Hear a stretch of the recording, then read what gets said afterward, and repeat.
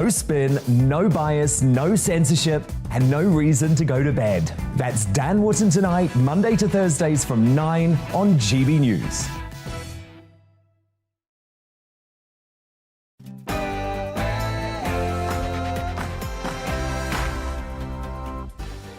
On Mark Dolan tonight, in The Big Question, should Britain legalise cannabis? We will hear from all sides on that one, including a top director at the Orthodox Conservatives group and a pro-cannabis campaigner speaking to us live from the United States, where, of course, in several states it is legal. My Mark Meets guest is the Red Dragon himself, legendary anti-woke Welsh political commentator Richard Taylor, a man who swapped drug addiction and jail for God and politics. Hear his moving, inspirational and powerful story at 10. Reacting to the big stories of the day is my all-star panel, and in my big opinion, in 2 minutes' time, Britain isn't working. It's time for lazy UK workers to wake up and smell the coffee. And you can try all you like, but you can't make a man pregnant, take my word for it. A big 2 hours to come, you won't want to miss a second. First up, the headlines, and with me all evening, Polly Middlehurst.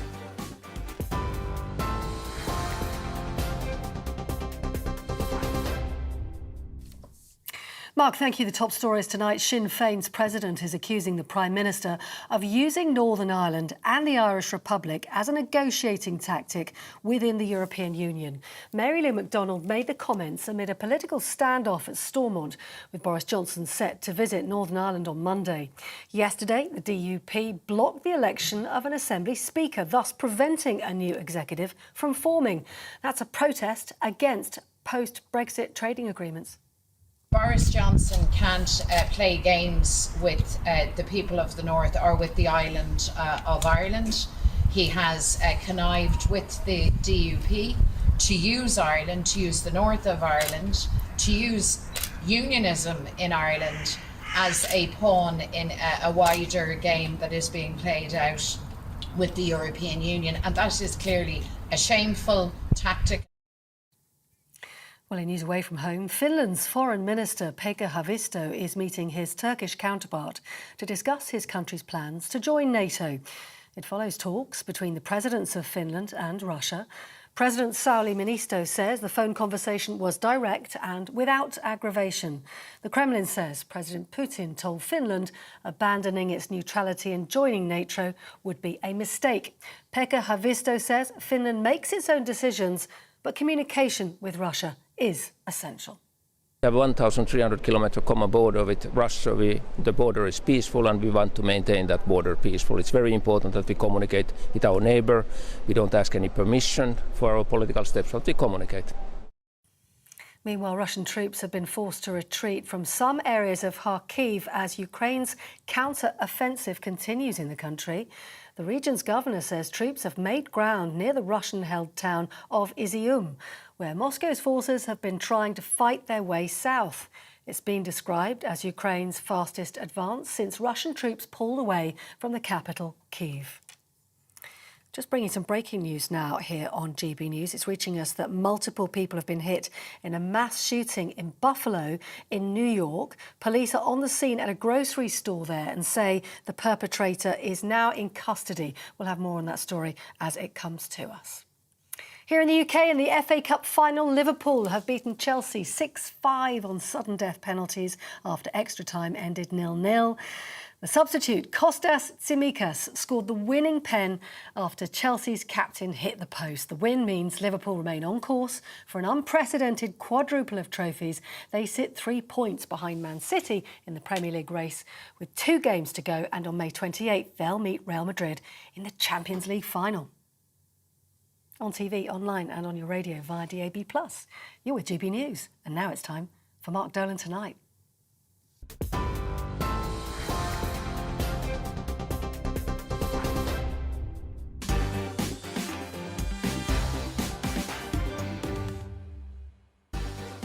Welcome to Mark Dolan Tonight, a jam-packed and explosive Saturday night show we've got in store for you. In the big question, should Britain legalise cannabis? Is it any worse than having a pint or even a cup of tea? What do you think?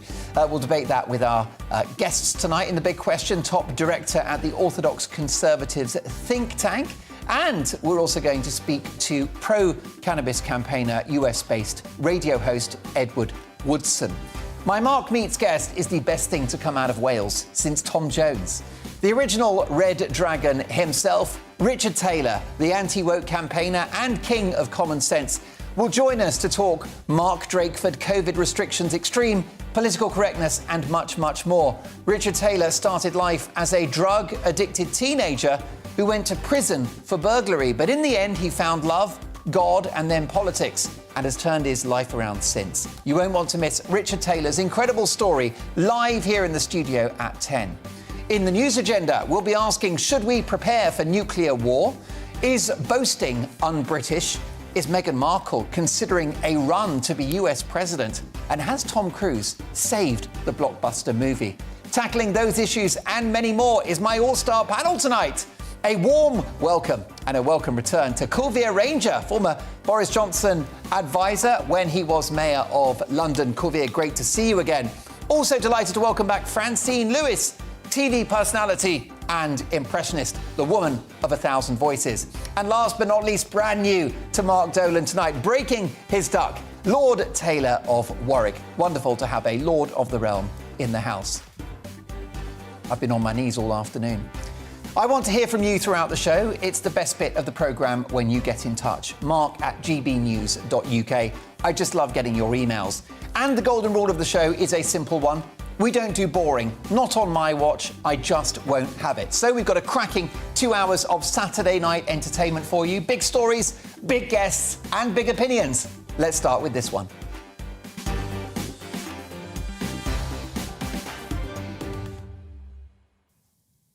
Britain isn't working. After 2 years in which public sector workers have been sat at home, baking banana bread and catching up on reruns of How I Met Your Mother, passport applications are through the roof, with thousands of people desperately waiting in excess of 2 months to receive their fancy blue post-Brexit document. That's thousands of people who can't travel for work, can't see family or friends abroad, or can't take a well-deserved holiday. And the DVLA are surely the best example of public sector inefficiency, having inexplicably stopped producing driver's licences, in inverted commas, due to COVID. Due to COVID are 3 words that strike at the heart of our economy now. It's not just the public sector. Getting through to a call centre is a nightmare, all due to COVID. GP appointments, seeing a dentist, getting the breakdown service to recover your car, fixing your broadband, all terrible now, due to COVID. Many Brits in the course of the pandemic didn't have the luxury of working from home and downing tools. Doctors, nurses, security guards, taxi drivers, dinner ladies, couriers, cleaners, and of course, supermarket workers. But millions of laptop-based administrators and bureaucrats, Britain's army of pen pushers, have been all too happy at home, dropping the kids to school, taking the dog for 3 or 4 walks, and sipping a cold glass of Pinot Grigio as they peruse the last emails of the day. Shall you tell them, or shall I, that the party is over? The decision to work from home in their millions, which has seen a collapse in productivity, which entrepreneur James Dyson believes will cost the country £12 billion a year, was at best a strategic misjudgment on their part, and at worst a scam to swindle the British public by downing tools and letting society, the economy and the Treasury pay the price. Boris Johnson has rightly said today that work from home just doesn't work. And Jacob Rees-Mogg, someone pretty relaxed himself in the workplace, has fought a bold and brave campaign to get civil servants back to the office, and how right he is. Public services have become crap over the last 2 years, with COVID being the excuse. But I'm not buying it. Public bodies like the DVLA and the Passport Office need to crack on now and get back to the office and do the job that they're paid handsomely, including with gold-plated pensions, to actually do. And if they won't play ball, let the private sector step in. After all, it's many in the private sector who have soldiered on in the course of this pandemic, given that they are driven by the profit motive and have no, of course, they've got to fulfil the bottom line. No such commercial pressures on the public sector, for whom accountability is a four-letter word. But now look at the mess we're in. No wonder Boris Johnson wants to axe 91,000 civil servants that we've acquired over the last 6 years. These characters seem to grow like weeds in a badly manicured garden. Britain is turning into a crappy place where no one seems to want to do any work anymore. It's a cruel joke that, having left the EU, this post-COVID malaise risks us once again becoming the lazy man of Europe. I love this country, which is why I think it needs a healthy dose of tough love. Britain isn't working, and it needs a right royal kick up the arse. Meanwhile, Joe Biden might be confused and incoherent, but it hasn't stopped him setting up a dystopian, Orwellian new Ministry of Truth, the so-called Disinformation Governance Board, with a czar at the top called Nina Yankovic, who's going to seek out untruths in the public sphere. Welcome to hell. Great to see the land of the free cracking down on freedom of speech and freedom of thought. Misinformation is actually shorthand on the part of the authorities, especially the woke left, who are now in charge of so much these days, for things that they don't agree with. Misinformation is shorthand for anyone that dares to challenge any number of issues like the COVID narrative or hysteria around climate change. Explain to me how it's misinformation to question the colossal damage of lockdowns or ask for any scrap of evidence that they actually worked. How is it misinformation to ask why wearing a filthy rag on our face will stop a virus? How is it misinformation to share actual data about vaccine side effects? How is it misinformation to wonder whether COVID-19 might have come from a lab in Wuhan, given that the laboratory there exists to experiment on viruses? Anyone that still thinks COVID came from a wet market is bats. And how is it misinformation to question the climate catastrophizers who say London will be underwater next Tuesday? When America cracks down on freedom of speech, debate, democracy and freedom of thought, we're all in trouble. Under Biden, this once great nation is no longer the bellwether of human liberty. Soon, Britain will just be an outlier in the world, somewhere where ideas, political, scientific and cultural, can be debated without fear of ridicule, attack, cancellation or being labelled misinformation. Here's hoping it stays that way. All too often, misinformation is quite the opposite. It is a politically charged term designed to shut down debate and criticism of the powers that be and protect dogma and the status quo. From Stalin to Hitler and beyond, so-called dangerous misinformation has been leveraged to silence populations. One man's meat is another man's poison. All too often, history has taught us that what was once labelled misinformation turned out to be the truth. Big news in the world of fashion, and Calvin Klein, the US jeans and perfume giant, have launched an ad campaign featuring, wait for it, a pregnant man. Not unlike this emoji, inexplicably available on your phone. I hate to break it to you, but a man can't get pregnant. You can try it on me if you like. It might be fun, but you'll need to get a drink in me first. And perhaps we could go out for dinner beforehand, maybe Nando's. I love their stuffing. The sad truth is that this bonkers woke ad campaign is just a shallow, cynical attempt to tap into the biological myth that a man can be a woman or a woman can be a man. I repeat, it's a myth, a fiction. Don't take my word for it. Here is one of the greatest experts on human fertility in the world, Lord Robert Winston, speaking on the BBC's Question Time. I will say this categorically, that you cannot change your sex. Your sex actually is there in every single cell in the body. You have a chromosomal sex, you have genetic sex, you have hormonal sex, you have all sorts of different kinds of psychological, brain sex, they're all different. Words of wisdom from a man who knows. I can understand why there is speculation that men can get pregnant. Take a look at this. Wow, that's what I call top gear. But this story is an example of how big business is happy to jump on any bandwagon, irrespective of scientific reality or the basics of human biology. They're willing to propagate a lie to sell jeans, T-shirts, boxer shorts and ladies' underwear. Companies like Calvin Klein are either blissfully ignorant or don't care about the fact that they are feeding the monster of a bonkers ideology, which ultimately leads to school teachers in America explaining their gender to 5-year-olds, or primary school kids in Scotland potentially being allowed to change their names or pronouns without parental consent. Calvin Klein can peddle this nonsense as much as they like, but nothing changes the reality of what's actually in those rather expensive underpants of theirs. And it's bollocks.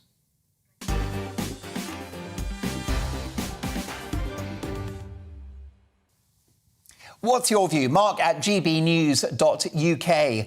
With me reacting to the big stories of the day is my all-star panel tonight. Former advisor to Boris Johnson, political commentator Kulveer Ranger, TV personality and impressionist Francine Lewis, and Lord Taylor of Warwick. Wonderful to have all three of you with me. Lord Taylor of Warwick, can a man get pregnant? The short answer is no. God knew what he was doing when he created human beings. He created a man as a man and a woman as a woman. This is just bonkers. You see, what I don't want is some 5-year-old boy being uncertain about whether he's Arthur or Martha. This is a gimmick to sell underpants. Yes, I don't know whether you're a Calvin Klein fan, Francine, but this is knickers, this story, isn't it? Well, it totally is, and I'm definitely not a fan now. I mean, talking about misinformation, this is absolutely ridiculous. I mean, what are we teaching our children? You know, men cannot physically have babies, you know, and it's really important that, you know, I don't even get it, let alone a 5-year-old. You know, I totally understand a man wants to become a woman wants to become a man. That's fair enough. I say all the time, if I come back, I want to be a man because I don't want to go through pregnancy, childbirth, even though it is amazing. But I just think it's so confusing and absolutely bizarre. You know, if you want to act like a man, be treated like a man, do all the things men do, you can't expect to have a baby and be pregnant. So I totally don't get it. And I think it's real bad misinformation from Calvin Klein. Kulveer, your former colleague Boris Johnson has pushed back on this woke trans ideology. What do you think about this ad campaign? I think it's dangerous, Mark. You know, we can laugh about it, and obviously, you know, it does feel somewhat silly because we know it can't happen. A man can't have a baby. But, and I'm way beyond the age and requirement of investing in fancy Calvin Klein underwear. Having settled down and got 2 young children, Kulveer, you're worth it, baby. Yeah, well, I was. But nowadays, you know, they are trying to influence the young. They're trying to influence that generation that will buy into this designer wear and the narrative around it. And if it's so false, if it's so wrong, I think something needs to be done. I think these adverts need to have a sticker on them saying this is fiction, not fact. You can still buy the underwear and pay and spend a lot of money on it, but this is not true. And of course, I think I can speak on behalf of the panel and the vast majority of my viewers that this is not the same as transphobia. In my view, transphobia is as bad as racism or homophobia or sexism, misogyny, you name it. The issue here is basically peddling the fiction that a man is a woman and a woman is a man. But what's your view, Mark at gbnews.uk? Kulveer, the Prime Minister, is also pushing back on the idea of people working from home. He said today in the, I think it was the Telegraph newspaper, that work from home doesn't work. I think, you know what's happened here, Mark? The government, and yes, the Prime Minister, spent a lot of time and a lot of money on campaigns telling people to stay at home.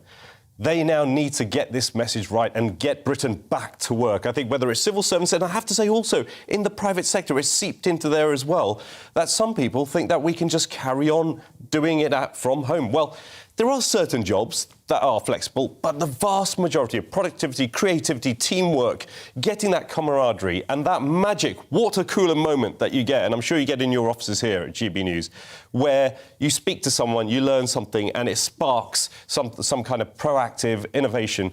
You need to be together in an office to do that on the whole, and we need to get Britain back to work. So I think more messages from the Prime Minister, more messages from the government, and yes, more people at their desks in their offices when they need to be. We've seen, haven't we, Kulveer, great leadership from Jacob Rees-Mogg in relation to the civil service. He's been leaving notes saying, I'm sorry I missed you. I hope you will return to the office soon.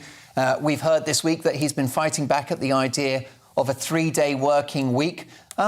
Is Jacob Rees-Mogg a dark horse candidate for future Prime Minister?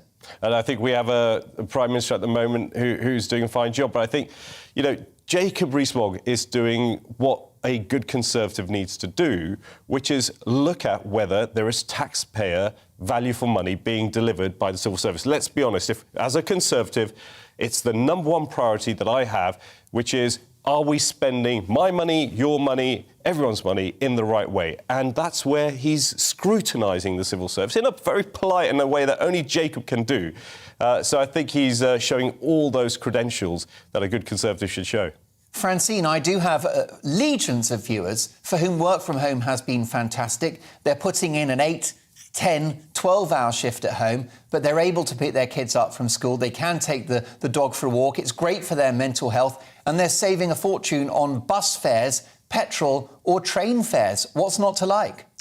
Well, personally, I've said this before on the show, I find it really difficult working on my own. I think teamwork is dream work. And see, for me, if I'm at home, I'm thinking, oh, God, the dishwasher needs going on, or I need to walk the dog, or silly things like that. So I can't productively get on with my work. But I know so many people that don't want to go back to the office. They find it so nice to be able to sit in their pyjamas while they're on the phones, on the computers, where I find it really demotivating. I have to be dressed, put my makeup on, look presentable for me to get on the phone and be professional. I know that sounds crazy, but that's how I feel productive. And I think we should all now get back into the office and get back to normal. Lord Taylor, what do you think? There could be millions of people who would argue that work from home has been a revelation for them, and this is an example of a modern digital economy. Well, I do understand that. It's about balance between office and home, but there's also a difference between activity and action. You can be active and spend hours and hours doing things which are not actually productive, but it's very important the office environment gives that mentoring and that leadership, showing young people how to develop their careers. It's about balance, Mark. Well, of course, lots of topics to get through. What's your view on this one, work from home? The Prime Minister's not happy. Mark at gbnews.uk. Also, how do you feel about things that the government don't agree with being labelled as misinformation? Has free speech been another casualty of this pandemic? And can a man get pregnant? Please give me your definitive answer. Lots of you are qualified to answer. You might have GCSE or A-level biology, in which case you'd know the answer. Lots of topics for my news agenda team. Is Meghan Markle planning a run for president? My goodness, the mind boggles. Has Tom Cruise saved the blockbuster? And is Nazanin Zaghari Ratcliffe ungrateful? She's given Boris Johnson a handbagging in number 10. Is she being unkind to the PM? We'll get to your opinions and that of my panel very shortly. But next, in the big question, it's a simple one. Should we legalise cannabis? See you shortly.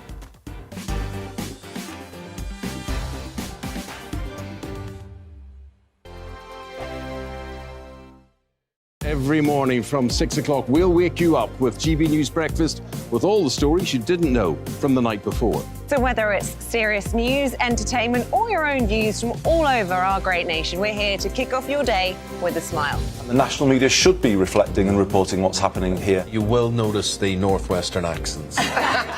Whether you're with us on TV, radio, or online, every morning, it's breakfast from 6 a.m. Hope you can join us. On radio, they call it the drive time slot, 4 p.m. until 6 p.m, as listeners head home. It's that part of the schedule when the dust of the day's events begin to clarify, and we try to make sense of it for you. Brazier is drive time for radio and TV. It's fast, it's punchy, it's opinionated, there's a Brazier angle and a little bit of levity. That's the question. That's two questions, actually. That's Brazier, Monday to Thursday, 4 till 6 on GB News. Hello, I'm Michelle Dewberry, and you can join me every weekday 6 till 7 on Jubes and Kerr. Me and my panel will get stuck right into the day's events, and I can tell you, in fact, I can warn you, expect some robust debates, some strong opinions and perspectives from both sides of the fence. It's about you at home as well. I love to read out all of your comments, or at least as many as I can. So join me, Michelle Dewberry, Monday to Friday, 6 till 7 on Jubes and Kerr. I'm Dan Wootton. Join me Monday to Thursday from 9 to 11 for the feistiest and most fun news debate on TV, where free speech reigns. I'll bring you a sharp take on the day's biggest stories, bombshell newsmaker interviews, and A-list guests. And I guarantee you, no spin, no bias, no censorship, and no reason to go to bed. That's Dan Wootton Tonight, Monday to Thursdays from 9 on GB News.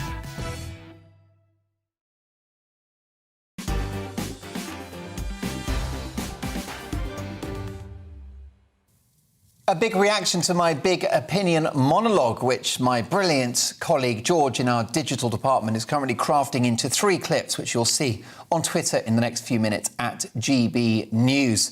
One of the big opinion monologues was about how Britain needs a right royal kick up the backside. Britain isn't working and it's time to get back to the office. That's my view. What's yours? Well, Marion says, Mark, the civil service is terrible. A lot of time and public money wasters are in that organisation. At times, they don't do as their employer, the government, tell them to do. They have too much power and they're going on strike all the time, which threatens the public. I've seen the lack of efficiency for myself, and their union reps are out of order for trying to defend these pen pushers who will not return to their places of work. If they don't go back to work, I would sack them all, says Marion. I am with the PM and Rees-Mogg. How about this from Peter?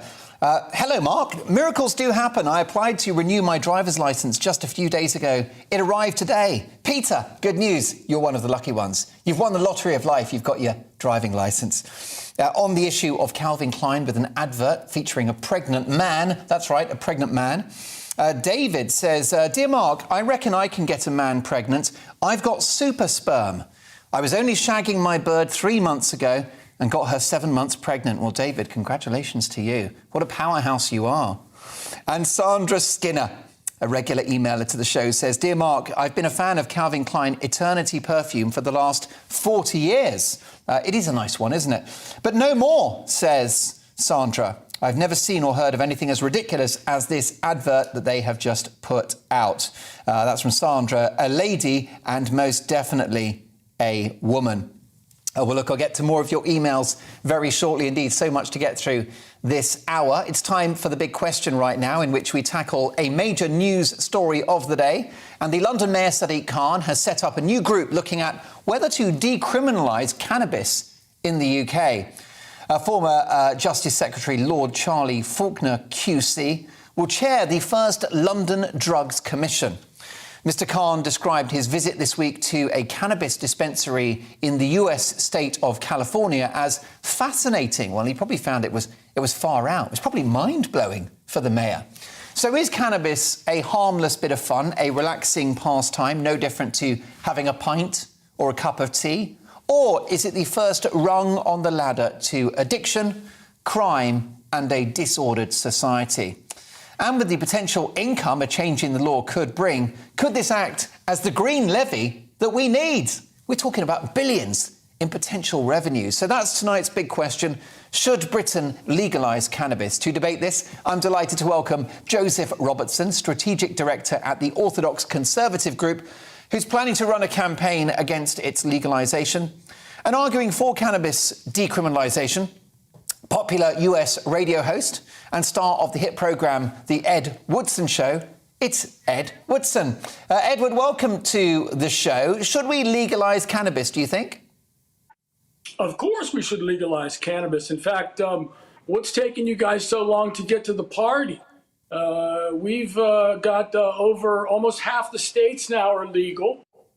There's no reason to have cannabis illegal. It's rather benign. It's people use it all the time. It's been around for centuries, and it is certainly a boom for revenue for the government. So of course it should be legal. Why wouldn't it be? It's no different from alcohol consumption or anything else. In fact, I would argue that alcohol consumption is far worse. There's more deaths attributed to alcohol than all other drugs combined.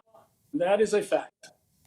However, Edward Woodson, two wrongs don't make a right, do they? And marijuana is another mind-altering drug. It makes people sleepy, sluggish, unambitious. We all know that stoners don't get anything done in life. That's absolutely not true.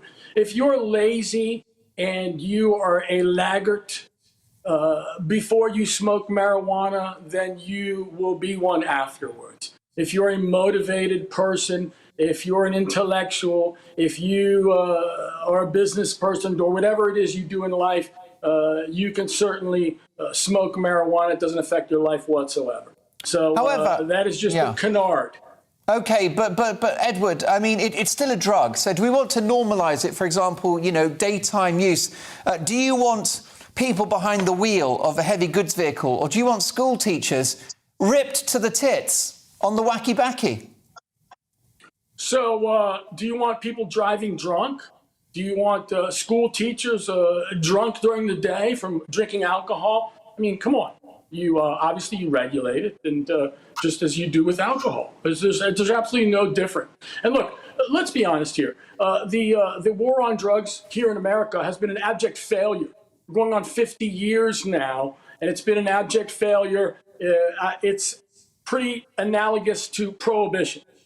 The only difference is it took us 19 years to figure out that prohibition was a colossal mistake. All that does when you make something illegal is you just open it up to the black market, and that's all you do. And we've seen that time and again. Joseph Robertson, good to have you on the show. Thanks for the 11th hour booking to contribute to this conversation. Do you think that we should legalise cannabis in this country, Joseph? No, I don't, because I think there's a number of differences between weed and alcohol. Before we go on to health effects, we're already talking about importing a totally foreign culture into a society that is not equipped to deal with it. And by that, I mean, how do you know if an employee is turning up at work high? It's pretty obvious if they're drunk.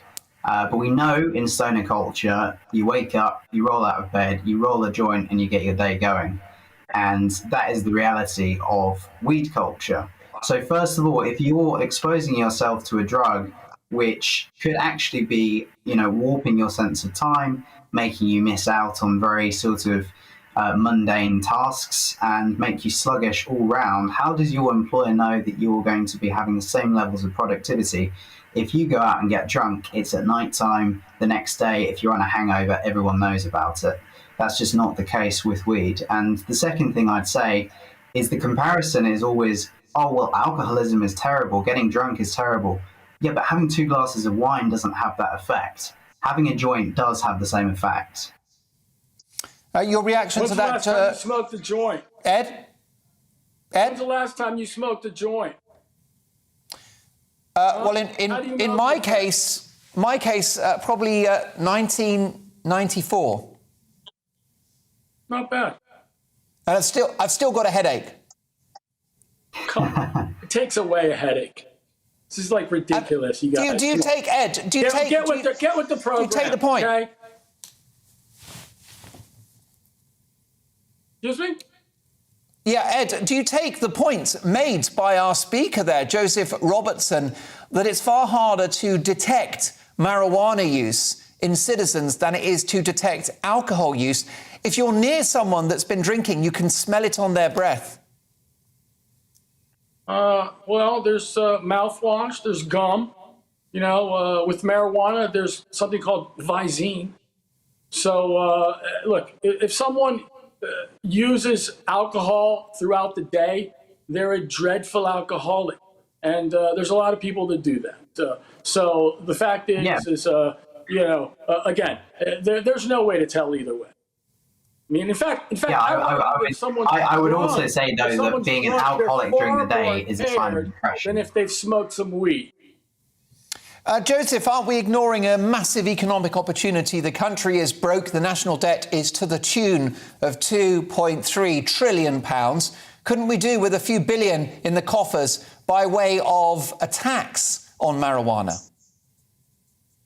Well, what we've seen in the US and certain states is that with decriminalising marijuana use completely comes a reduction in the capability of marijuana enjoyers to do certain jobs. They're simply not going to be operationally fit in certain circumstances, and it's going to create chaos in the job market over here. If you legalise marijuana, you're suddenly opening up a culture where everybody could decide to start smoking and then nobody would be fit for the job market. So I don't think we're weighing up both sides of the coin. The other argument, of course, which Ed would make and many people would make is that if you decriminalise, you get a better quality product, there's less psychotic THC-ridden stuff on the black market.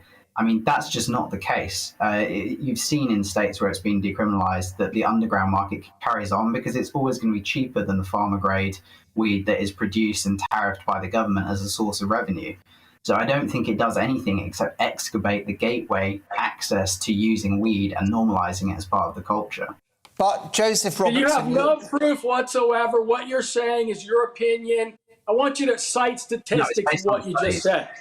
You're just pulling that out of your hat. You don't have any idea what you're talking about. No, seriously. I mean, Vox ran an op-ed on that, dude, so... Joseph, do you care to back up your claims? Yeah, I was just saying Vox ran an op-ed on exactly the same piece that Ed's talking about. It's quite a widely known fact that in states where it's been decriminalised, the underground market for weed has continued and even risen in proportion. Can I ask you, Edward, which US state are you based in, and where do you do your radio show and your TV show? I am in Miami, Florida, the great state of the Free State. Yeah. So is cannabis, Florida. Is the consumption of cannabis and the purchase of it legal in Florida? It is become decriminalized. It's not totally legal. We're getting there though. California has a more liberal policy. Is that right? There are now bills federally to legalize marijuana federally on the federal level. What has been, Edward, the experience of California, which I think has completely decriminalized marijuana? Well, actually, no, it's completely legal.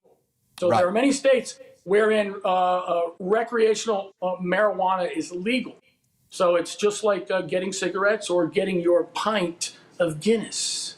And what has been the real-world experience in California of this liberal policy, Edward? It's billions of dollars in revenue. And look, let's be honest here. Conservatives should get behind this. This is a conservative issue. It's all about freedom of choice and the individual rights of people. And that's what this is all about. And why should the government be involved in the decision of an adult to have a pint or a joint or what have you? As long as you're a responsible adult, if it impinges upon your life or your job or your performance, then that's another different thing, and you'll be fired for that. And the marketplace will have it out with you.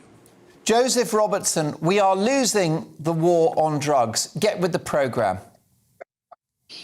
Well, I think there's a very simple response to that. Firstly, I'm not condoning alcoholism. So to say that the equation between a joint and getting drunk is the same thing is totally rubbish. I'm arguing in favour of 2 glasses of wine with a meal. Would you leave a parent in charge with a young child when they're high all day long? Simple question, Ed. Well, would you leave a child with a parent that drinks all day long? Simple question. No, because they're an alcoholic. You didn't answer my question. Okay, there you go. They're an alcoholic. So there's drug dealers, there's drug addicts, there's alcoholics. I mean, that's a silly question. Obviously, the question is no. There's drug users. All drug users cannot care for a child. Not everyone who drinks alcohol is an alcoholic. Well, not everyone that uses drugs is a drug addict either. No, but Edward, marijuana smokers. Edward, to make the parallel with alcohol, marijuana smokers very often don't wait until 7 or 8 in the evening to light up a giant doobie. How do you know? That's what do you mean? I've lived with stoners, Edward. I've lived with stoners. They get started at lunchtime, mid-afternoon. College? Well, that's been my experience. This is a ridiculous analogy, honestly. Let's bring our panel in, if I may, gentlemen. We have Kulveer Ranger, former political advisor to the Prime Minister Boris Johnson. We have Lord Taylor of Warwick and broadcaster and comedian Francine Lewis. Francine, should we decriminalise marijuana in the UK?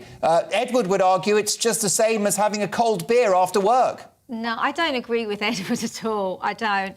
But I do think for medical benefits, we should legalise it because people that have severe aches and pains like arthritis, MS sufferers, even cancer patients who are going through chemo, I think we should legalise cannabis for those reasons. But I do not think for recreational enjoyment it should be legalised. I really, really don't, because I know stoneheads as well who, like you said, can start from the morning and they can't concentrate properly. They're not with it. It can cause paranoia. Also, is it a gateway to other drug taking? That would be my concern. I mean, I think maybe if we ban smoking altogether, would people be smoking cannabis? I don't know, but I definitely don't think, personally, I agree with Joseph, I don't think we should legalise it for enjoyment, only for medical benefits. But Lord Taylor of Warwick, I'm concerned that our cops are wasting too much time trying to track down people who are buying or selling marijuana when there are far worse crimes happening on Britain's streets. For recreation, I'll always say nope to dope. I was a barrister and a judge for a number of years, and I could see in the cases that I dealt with how cannabis, which is Class B, was a gateway to Class A drugs, including cocaine and heroin. Indeed, I had to sentence someone to prison who fell asleep at the wheel whilst driving and high on cannabis, and he smashed into a car and caused serious injury. Now, that is not permissible in my view. And this cannabis, it's not like the 1960s, hippie cannabis, that the hippies used. We're talking about skunk, which causes paranoia, aggression, and severe addiction. This is a complete con from this guy from Florida. He's a dangerous man. Maybe he's high already, I don't know. But it's total nonsense for recreation. Kulveer, the reality of marijuana use is that the genie is out of... Edward, I'll come back to you in a moment. I'm glad you're enjoying the conversation.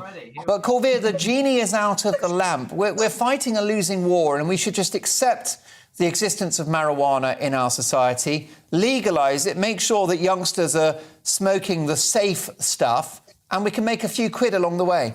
Yeah, I've got several concerns. Some of my fellow panellists have mentioned already. But, personal experience, as you said, Mark, saw friends at a young age at university who were heavy users of cannabis. And I saw the impact at that crucial point in their lives on their forward career, on their trajectory, on their abilities that haven't been fully developed because of what was happening to them at that point. And also, as Francine said, the gateway to other drugs. I saw that. I saw where cannabis led people. I think it's hugely dangerous. I think decriminalisation and legalisation are two different topics. We have to look at that. But I don't believe, we, unlike in the States, are in a similar place on the war on drugs. Drugs are proliferating. We do need to keep a track on what's going on, but we're not like the States. And there's one final point I'd like to make. We've done a great job in the modern time around removing of smoking from society. Why would we want to bring something back in that would encourage people to smoke? Joseph Robertson, I'll give you the last word. Edward, if I could come back to you. Another thought is one touched on there by Kulveer, which is about the culture of this country. Britain is not as such a marijuana smoking country en masse. We drink tea, we like a pint, and that's about as far as it goes in terms of our favourite stimulants. I'm just wondering, Edward, whether we really want Britain to become a country dominated by marijuana use. For one thing, it smells awful. Well, I really can't comment on the culture of England because I'm an American. And so I really don't know. But I have to say, going back to what you guys are talking about, gateway, the biggest gateway drug is alcohol. Okay, when people smoke weed, they usually have some cookies and milk and go to bed. When people drink alcohol, they get behind the wheel of the car, they beat up their girlfriends or their wives, and it leads to other drug use. And that's a fact. There are more deaths with alcohol than all drugs combined, and that is a fact. So that's just the reality. Joseph Robertson, last word on this. Do you think that decriminalisation, legalisation of marijuana is now inevitable? No, I don't think it's inevitable because I think you can't say that alcohol itself causes alcoholism. You can say other issues lead to alcoholism. You can, however, say that marijuana causes schizophrenia, especially when smoked by adolescents. You can say that marijuana goes on to create temporary memory loss. It also goes on to lead to time warping. You can say many things about marijuana, and we're talking about recreational, non-hard use. We're not talking about, hitting a bong 3 times a day. We're talking about just being embedded in that culture of smoking. So I think that's it's a straw man. You can't compare 2 glasses of wine to a joint. You can compare alcoholism. That's a problem. That should be looked at. That should be fixed. Let's take a look at what Poland are doing with tougher alcohol laws on the street. Fine, let's tackle alcoholism all we like, but let's not equate marijuana to that. It's a far more insidious issue. It brings a culture that's totally alienated to a British way of life that we couldn't control. And I think it's opening Pandora's box if we let it in. My sincere thanks to Joseph Robertson, Strategic Director at the Orthodox Conservative Group, who's planning to run a campaign against its legalisation. And also my sincere thanks to the popular radio host and star of the hit programme, The Edward Woodson Show, Edward Woodson. So much more coming up in tonight's programme. In our news agenda, is Meghan Markle serious about making a run for the White House? Would she be a good president? What do we think about that? We'll discuss that with the Queen of US showbiz and political news, Kinsey Schofield. My Mark Meets guest is the Welsh dragon himself, a legend of political commentary, Richard Taylor, a guy who, when he was 18, was addicted to drugs, coincidentally, and also in jail for burglary. He found God, he found politics, and the rest is history. Richard Taylor live in the studio at 10 o'clock. Much more from my amazing panel. Next, in the news agenda, is Nazanin Zaghari-Ratcliffe ungrateful? Was she wrong to give Boris Johnson a handbagging at number 10 yesterday? I want your thoughts on that as well. Mark at gbnews.uk. Do you know what? All that talk of marijuana, it's given me the right munchies. See you after this.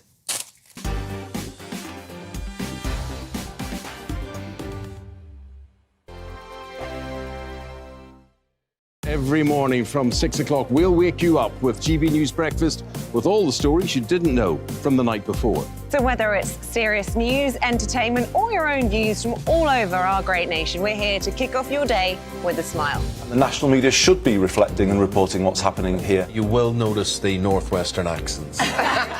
Whether you're with us on TV, radio, or online, every morning, it's breakfast from 6 a.m. Hope you can join us. On radio, they call it the drive time slot, 4 p.m. until 6 p.m. as listeners head home. It's that part of the schedule when the dust of the day's events begin to clarify, and we try to make sense of it for you. Brazier is drive time for radio and TV. It's fast, it's punchy, it's opinionated, there's a Brazier angle and a little bit of levity. That's the question. That's 2 questions, actually. That's Brazier, Monday to Thursday, 4 till 6 on GB News.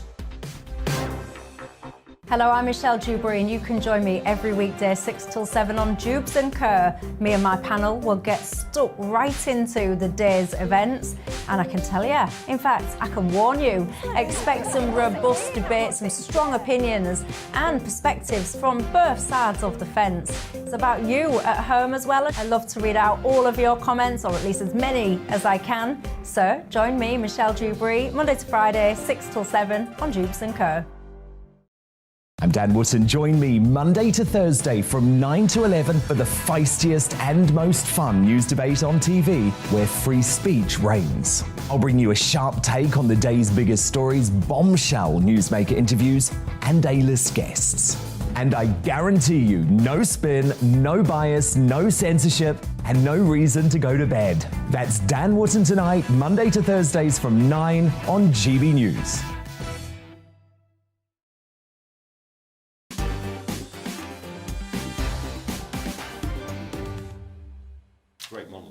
Big reaction to our big question debate, should Britain legalise cannabis?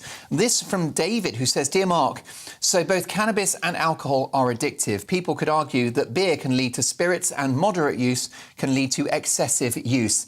The argument to move each of these drugs apart is a non-starter, except where one is far more medically beneficial than the other. David, thank you for that. Ronald says, Dear Mark, I smoked cannabis from 16 years of age, and most of your panel are talking nonsense. I work in heavy industry and never smoked a joint at work. And the apprentices I was brought up with did it when we got home. Yes, I took other drugs, but I was a hardcore raver. But smack, no. Being a teen in the early 90s was great. Well, Ronald, thank you so much for your candour on that one. Alison says, Dear Mark, every third person has a joint after work in the evening to chill out, just like wine drinkers. And this from Nigel. Dear Mark, absolutely that weed should not be decriminalised. Slippery slope to harder drugs, and it stinks far worse than alcohol. The pro-drugs guest is only interested in his side of the discussion. Nigel, thank you for that. Keep those emails coming in, mark@gbnews.uk. Lots to get through before 10 o'clock, but let's start with this one. And it's a bit of a viral video. It's a scary one for you, especially animal lovers.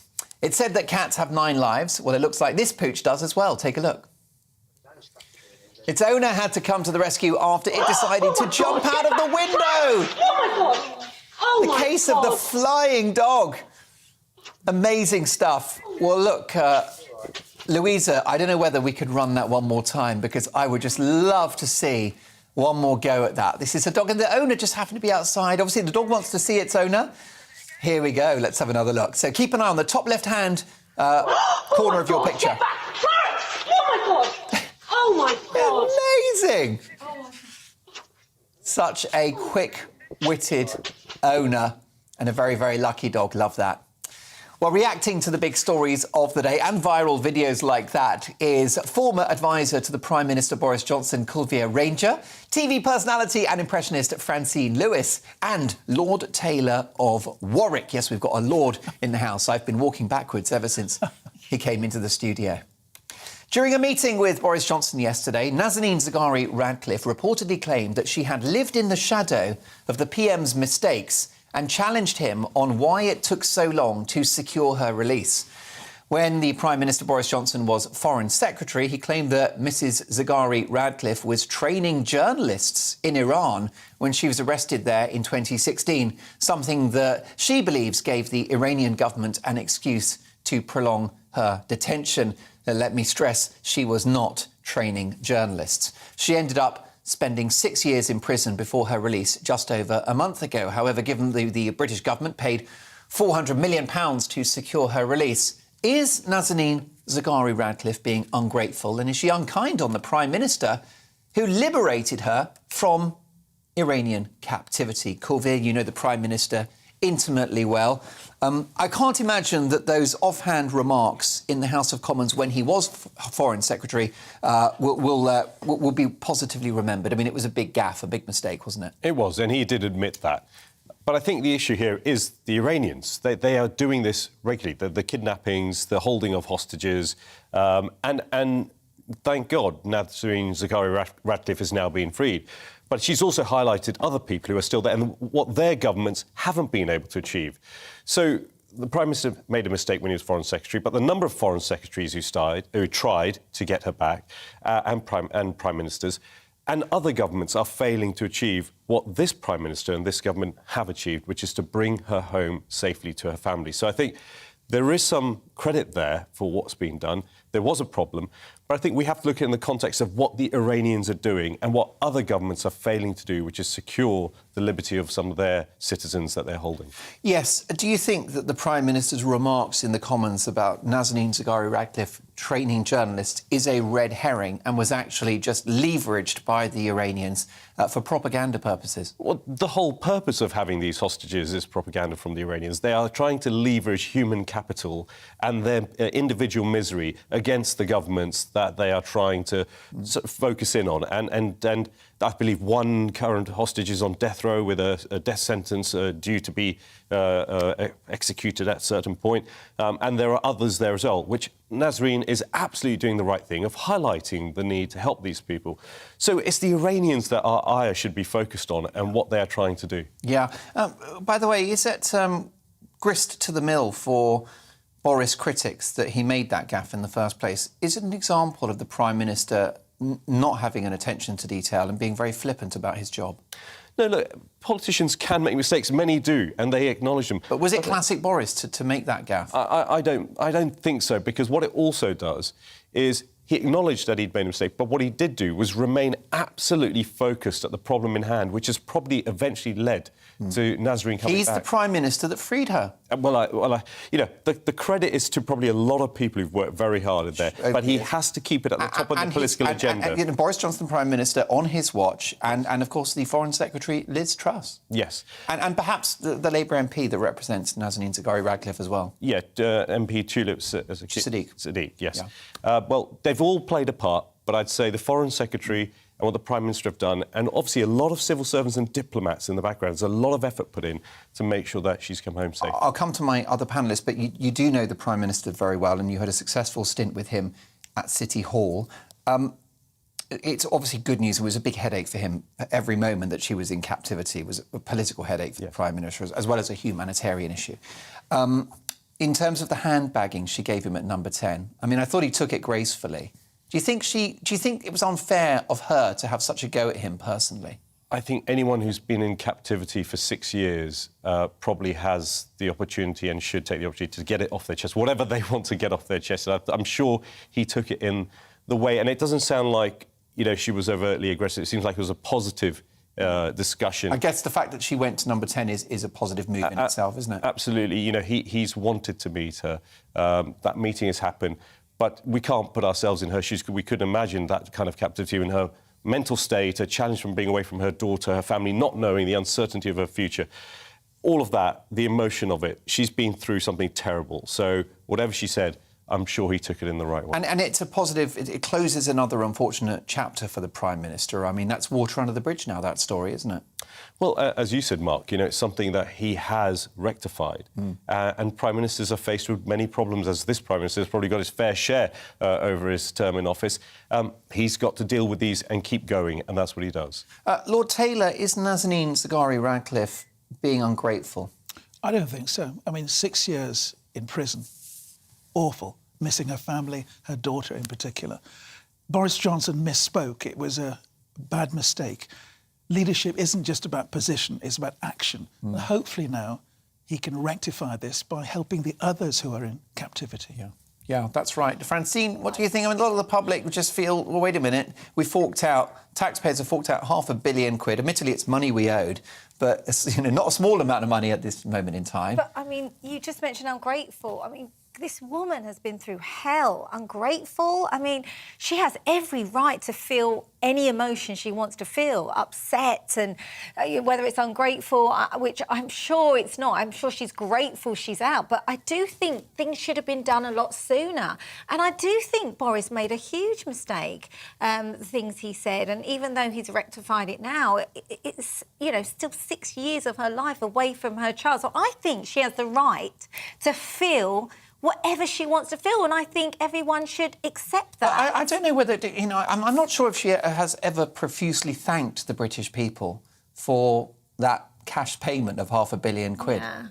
And whether that might be the moment at number 10 yesterday to say, look, Prime Minister, I'm not happy about some of the remarks you made in the Commons, but overall I'd like to thank the British people for being part of my release. I think she should have done that, definitely. But again, who knows what's going through this woman's mind? She has been through. I mean, it's unimaginable what she's been through. And most importantly, as we've all said, she is out. And that is the greatest blessing of all, with her amazing husband, who's a true hero, and her charming daughter as well, who's reunited with her mother. So much to get through. A great British story next. Richard Taylor, a Welsh hero. See you shortly.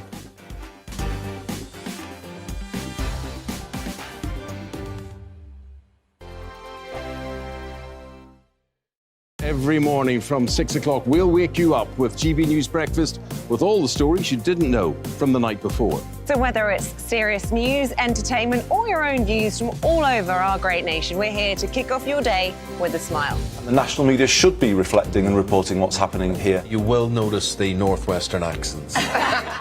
Whether you're with us on TV, radio, or online, every morning, it's breakfast from 6 a.m. Hope you can join us.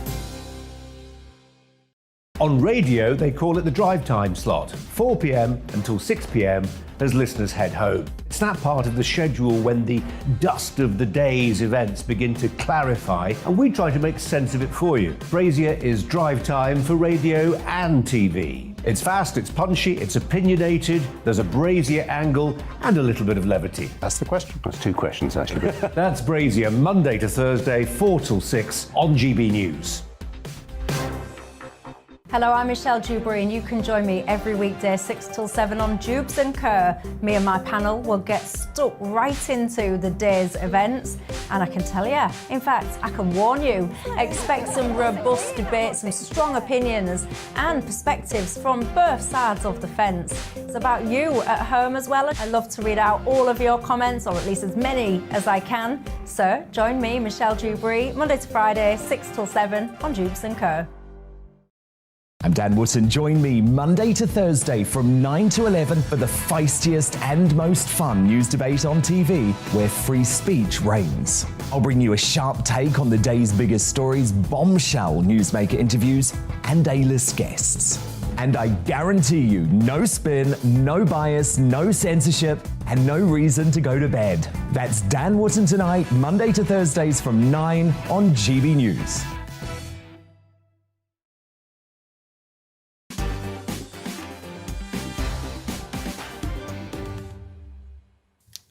It's 10 o'clock and welcome to Mark Dolan Tonight. My Mark Meets guest is the extraordinary anti-woke political campaigner and proud Welshman, Sir Richard Taylor. That's right, that's what he calls himself on Twitter, and he's a knight in my realm.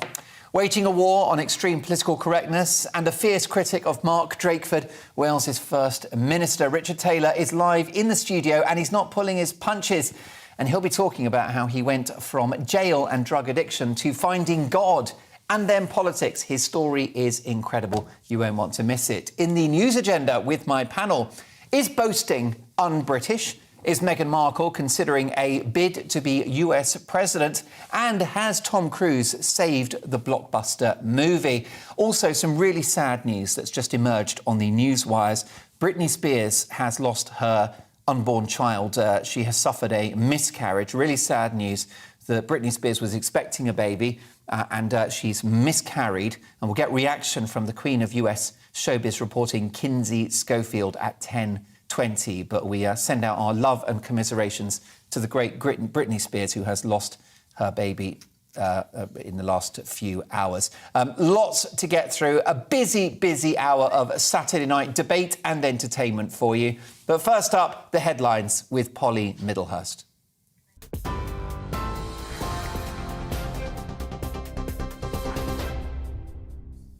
Mark, thank you. Good evening. Boris Johnson has been accused of using Northern Ireland and the Irish Republic as a negotiating tool with the European Union. Sinn Féin's president, Mary Lou McDonald, made the comments amid a political standoff at Stormont, with the Prime Minister set to visit Northern Ireland on Monday. Yesterday, the Democratic Unionist Party blocked the election of an Assembly Speaker, preventing a new executive from forming in protest against post-Brexit trading agreements. Boris Johnson can't play games with the people of the North or with the island of Ireland. He has connived with the DUP to use Ireland, to use the north of Ireland, to use unionism in Ireland as a pawn in a wider game that is being played out with the European Union. And that is clearly a shameful tactic. In international news, Finland's Foreign Minister Pekka Havisto is meeting his Turkish counterpart to discuss the country's plan to join NATO. It follows talks between the presidents of Finland and Russia. President Sauli Niinisto says the phone conversation was direct and without aggravation. The Kremlin says President Putin told Finland abandoning its neutrality and joining NATO would be a mistake. Well, Pega Havisto says Finland makes its own decisions, but communication with Russia is essential. We have 1,300 kilometer common border with Russia. The border is peaceful and we want to maintain that border peaceful. It's very important that we communicate with our neighbour. We don't ask any permission for our political steps, but we communicate. Meanwhile, Russian troops have been forced to retreat from some areas of Kharkiv as Ukraine's counter-offensive continues. The region's governor says troops have made ground near the Russian-held town of Izium, where Moscow's forces have been trying to fight their way south. It's been described as Ukraine's fastest advance since Russian troops pulled away from the capital, Kyiv. Here in the FA Cup final, Liverpool have beaten Chelsea 6-5 on sudden death penalties after extra time ended 0-0. Substitute Kostas Tsimikas scored the winning pen after Chelsea's captain hit the post. The win means Liverpool remain on course for an unprecedented quadruple of trophies. They sit 3 points behind Man City in the Premier League race with 2 games to go, and on May the 28th meeting Real Madrid in the Champions League final. The Chelsea manager, Thomas Tuchel, says tonight he thought his team was going to win. We are sad, at the same time proud, because we left everything what you need. I was sure we win today, I was sure before, and I was sure during the match that the momentum is today on our side, and I was sure until the very last minute, and unfortunately I was not right. So we have to digest it and keep on going. It's life in sports. On TV, online and on your radio via DAB+, you're with GB News. Now it's time to go back to Mark Dolan tonight.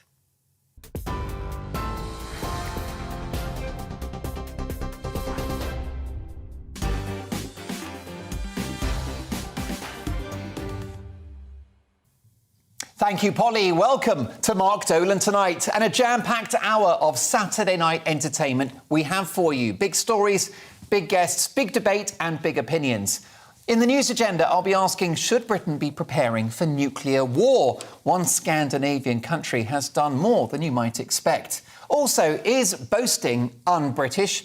Is Meghan Markle considering a bid to be US president? And has Tom Cruise saved the blockbuster movie with the release of Top Gun 2? We've also got some really, really sad news. Britney Spears was expecting a baby. She has miscarried. I'll get reaction from the Queen of US showbiz reporting, Kinsey Schofield, at 10:20.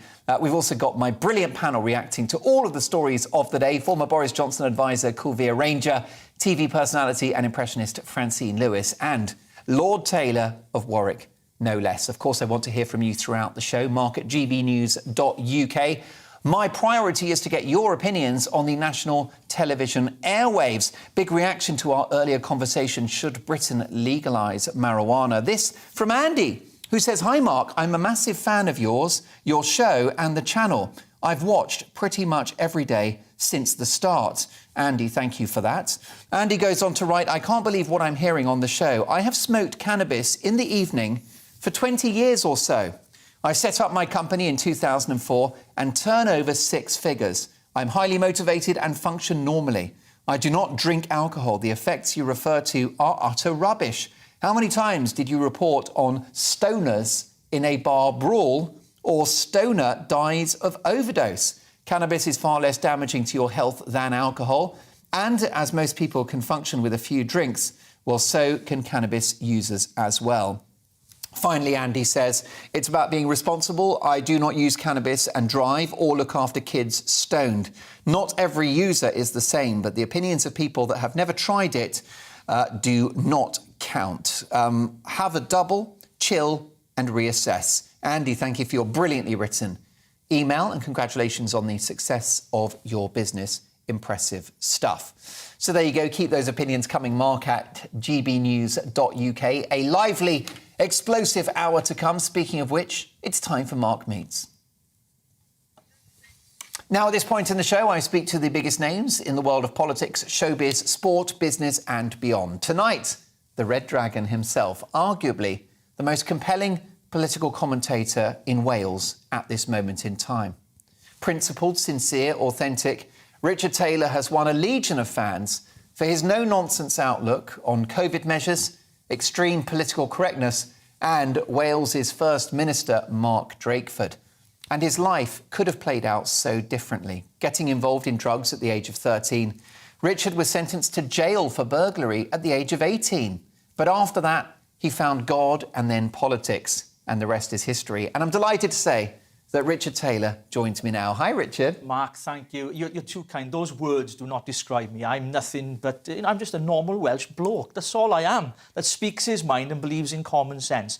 And I have to say, firstly, my father, before he passed away, he said, Richard, never get involved with religion or politics. Well, I didn't listen to a word he said, and I got involved with both of them. That's exactly right. Do you feel that you fell into politics? I did, really, yeah. It was a strange journey. I think it was on the Brexit vote when Nigel Farage was kind of travelling the country, doing his rallies. It really inspired me. He came to Merthyr Tydfil, did an outdoor rally, and it really inspired me that we can change communities, we can change societies through politics. And I never thought that would happen because, of course, my upbringing was anything other than politics. Of course, from 13, I was introduced to cannabis, which you've been talking about tonight. Yes. Went on to harder drugs by 8. By 16, I was injecting drugs. I was injecting amphetamine. Then heroin came into my town. My brother died from a heroin overdose at 35. So my whole life was all around drugs. That's all I ever knew. And I couldn't escape from that lifestyle. I was stuck in this culture of this vicious circle, and I could not break those addictions. And sadly, you know, it led me to doing things that I regret still to this day. I had to do crime to feed my drug addiction and found myself in a Young Offenders Institute because of the drug addiction that I had at the time as a young boy. Do you take a view on our conversation from the previous hour about whether we should legalise cannabis in this country? Yeah, I find it interesting that those who pass commentary on drug addiction, whether it should legalise or not, have never been addicts. So the best person to ask is an addict. I think from an addict's point of view, it is a gateway drug, but not for everybody. But if you've got an addictive personality, you have what's called triggers, and certain things trigger you. I'll give you a perfect example. I hear people say it, I'm stressed, I need a glass of wine. Well, that's a trigger. You don't need a glass of wine, but you triggered yourself. And with addicts, with an addictive personality, someone like myself can't casually, recreationally use cannabis because it would lead to other things. So I think there is a big discussion yet to have. I do think the government will finally legalise it in this country. I know there's people campaigning against it, some of my friends, but I do think we're going down the road where we're going to see the government eventually legalise it in the next 10 to 15 years. Would it have helped you, or did it help you that at least marijuana was harder to get hold of when it was illegal? Well, it was do you want to lift that barrier to drug use? In a lot of countries where they've experimented, these safe zones, and they're doing it now not just with Class B drugs like cannabis, they're using it, you know, with heroin and, you know, cocaine and all the other drugs that they're using. They're experimenting in safe spaces so it can be controlled. I don't really know what the answer is, but speaking as an ex-addict, I don't think legalising it would be a good thing, especially for people like myself who come from an addictive personality background. But there are people I know casually use it. I got lots of friends that do. You know, they hold on good jobs, they've got businesses, and they manage to get on with life pretty well. But for me, it's a no. How did you overcome your addictions? Well, I was lost. I was a young boy. I was addicted to drugs. I was injecting it in my arm, you know. So how old were you, do you think, when the first drug passed your lips? 13. I was 13 years old. And that would have been a marijuana cigarette? Yeah, it weren't weed then, it was resin, it was block. Yeah. Some of you Old school? Old school, yeah. I used to burn it and put it in and smoke a bong and all that kind of stuff. So that was my childhood. And everybody in my street, in Llanelli, my hometown, a lot of the kids my age, we all did the same, Mark. Everyone did it. You know, we came from working class families. I mean, poor. I mean, we talk about cost of living crisis at the moment.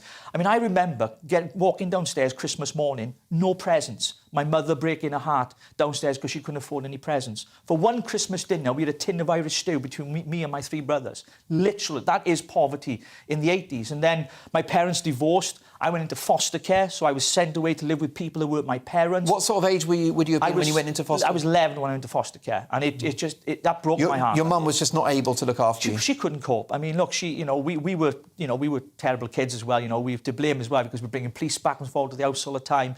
You know, without a father figure there, that sometimes is the case for a lot of people. Were things pretty stable before your parents split up? Kind of, yeah. I think there was issues with my parents. Yeah. You know, and I love my parents to bits, by the way, but you know, they were broken too. And that brokenness passed on to us, and we were split apart. I never saw my brothers for many years. I bumped into my second brother, Andrew, believe it or not, whilst I was in Swansea prison. My cell door opened and my brother walked in. All those years I hadn't seen him. That's a reunion, isn't it? That's not exactly like... It's not quite a pub reunion, is it? Not really. But Cilla Black's surprise, surprise. Yeah. Prison special. That's a remarkable... Why were you separated from your siblings? Is it because in the divorce the siblings went to mum and dad, or what happened? The social service at the time, I don't know why to this day, felt it was the right thing to do to split this up. I think that was the policy, wasn't it? Yeah, and I think it had an impact. I think some of that pain and rejection, not using as an excuse, and I don't justify what I did, but it did lead me to, start taking drugs because I wanted to push the pain down. And that's why people do these things. You know, addicts are people. And, we treat them sometimes as criminals. They're not criminals. Yeah. They've got a disease. They're ill. They need help. And I think it's important to recognise that there is help out there. There is a thing called rehabilitation, which I absolutely believe in. I believe in giving people second chances because, look, if it weren't for the grace of God, then it could have been us, that kind of thing. So I think I took drugs for that reason. I was hurting. I was a young boy. I was hurting. I didn't think anybody was listening to me. No one valued me. I hated myself. I hated my upbringing. I thought I was a waste of space. Teachers in school said the same. You'll never be anything. You'll never amount to anything. And I just thought of myself as garbage, and I just wanted to kill myself by taking drugs. That's literally the place that I got to. And yes, suicidal, taking drugs was part of it. Yeah, and I was reading earlier that you were essentially you were attracted, basically you got involved in a gang, right? Yeah. The Town Boys. Yeah. Tell me about them. Yeah. A pretty what can you say, undesirable group to be part of. Yeah, they were a lot older than me, obviously, and I was going around with older people. So how old were you when you joined the Town Boys? I was 14 at the time, 14, 15. And they were big-scale troublemakers. Yeah. I mean, some of them might be watching, so be careful what I say, but they might be following me up. But yeah, but they're all reformed now, aren't they? But sadly, many of them have died. Really? Some of them were in prison because they didn't survive. I've lost so many people to drugs. To heroin in particular. It's unbelievable, and it's such a scar on my hometown of Llanelli, and it still is to this day. There's a street called Station Road in Llanelli. You walk down any time of the day, and there's people walking up like zombies, and it breaks my heart because, I was one of them as well. I've been there. So my kind of journey into politics is quite strange because I hear these people that are Oxford-trained or London elites are talking about life, and I think to myself, you've not really lived a real life, to be honest with you, if you understand the pain that people are going through. And I think that's why I got into politics, to try and make a difference, And you asked me about the change. Well, I went to a Christian rehab, and it had a massive impact on my life. I was never into religion. I'm not a religious person now. Never into faith, never believed in God or nothing like that. I mean, how could I believe in God? Look at the state of my life. I was like, where is God in all of this? Doing a crap job. Yeah, if there's a God, then why have my parents divorced? Why have I been sent to live with these people? Why do I feel so bad about myself? And there's all those questions. But I went to this Christian rehab. 1993 it was, and I was in a Christian meeting. I'd never been in one before, and to be honest, it was really weird. Like something off Louis Theroux, you know, it's one of those kind of movie scenes. I was like, what's going on here, like, you know? And I can describe it as a spiritual encounter. I felt something. I genuinely felt something. And what I discovered then is the Christian message and the Gospels taught you, first of all, that you don't hate yourself. You have to value and love who you are. You've been created in the image of God. And once you love yourself, you can love other people. I never valued myself. I hated the person I was.